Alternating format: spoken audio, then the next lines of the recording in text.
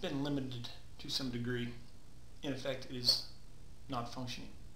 Therefore, I have decided that I'm going to start a new segment on my own personal YouTube channel called Justin Reads from Twilight New Moon by Lamp. I'll add that in the title later. I'm going to pick an excerpt out of here. Excerpt. I don't want to say that word wrong. I'll try to enunciate better as I read from these very important words, this particular paragraph. More than a paragraph. I'll read more than a paragraph, because if it was just one paragraph, that would be a very long paragraph, like a William Faulkner novel or something. So I'm going to read this. Now, I have no context for this whatsoever, so just enjoy the words of, how do you write these again? Yeah, Stephanie Meyer. Yeah, enjoy her words. Through my narrowed eyes, I watched as Laurent paused in the act of inhaling and whipped his head abruptly to the left. I was afraid to look away from him, to follow his glance, though he hardly needed distraction or any other trick to overpower me.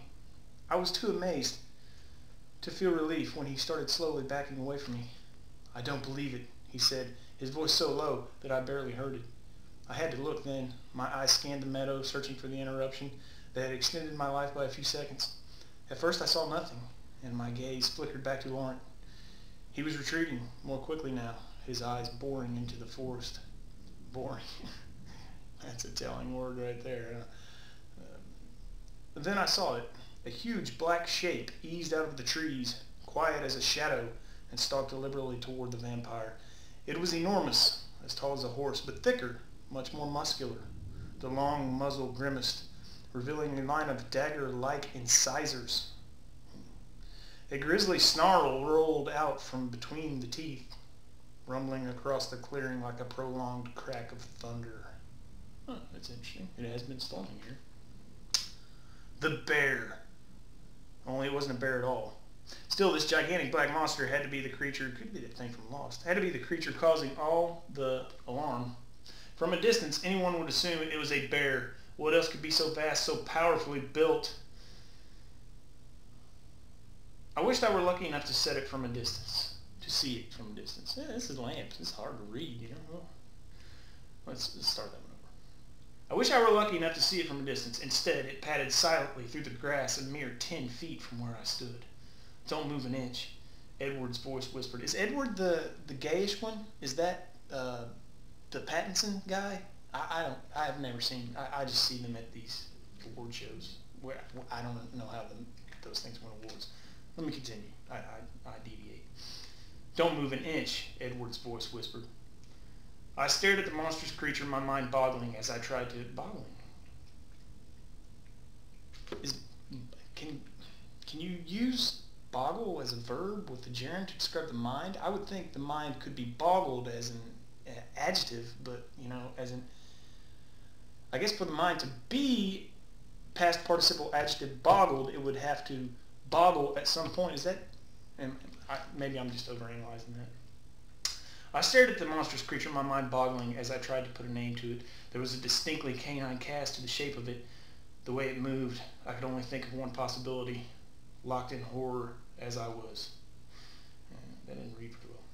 Yet I never imagined that a wolf could get so big. This is italicized. I want to emphasize that big is italicized.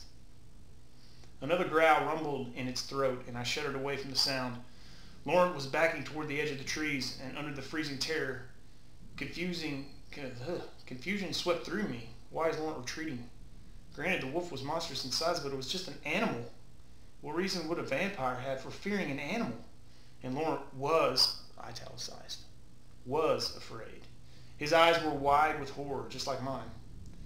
As if in answer to my question, suddenly the mammoth wolf was not alone. Flanking it on either side, another two gigantic beasts prowled silently into the meadow. One was a deep gray, the other brown, neither one quite as tall as the first. The gray wolf came through the trees only a few feet from me, its eyes locked on Laurent. Before I could even react, two more wolves followed, lined up in a V, like geese flying south. Are you kidding me? That's the worst simile ever.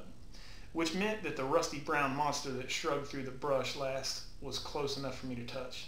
I gave an involuntary gasp and jumped back, which, page, was the stupidest thing I could have done. Oh man, I didn't know this was a comedy. I froze again, waiting for the wolves to turn on me, the much weaker of the available prey. I wished briefly that Lauren would get on with it and crush the wolf back. Get on with it and crush the wolf back. I thought she was wishing him to get it on with him, or her. Is this a female? I don't know. I just assumed because of the author. I don't know. It should be so simple for him. I guess that between the two choices before me, being eaten by wolves is almost certainly the worst option. The wolf closest to me, the reddish-brown one, turned its head slightly at the sound of my gasp. The wolf's eyes were dark, nearly black. It gazed at me for a fraction of a second, the deep eyes seeming too intelligent for a wild animal. As it stared at me, I suddenly thought of Jacob. I told you it was lost. It's Jacob and that black thing. Oh, sorry. Again, with gratitude. It stared at me, I said, again, with gratitude. Okay, I get it. At least I'd come here alone, to this fairy tale meadow filled with dark monsters. At least Jacob wasn't going to die too. At least I wouldn't have his death on my hands. I think he died at the end of Lost, actually. Then another low growl from the leader caused the russet wolf.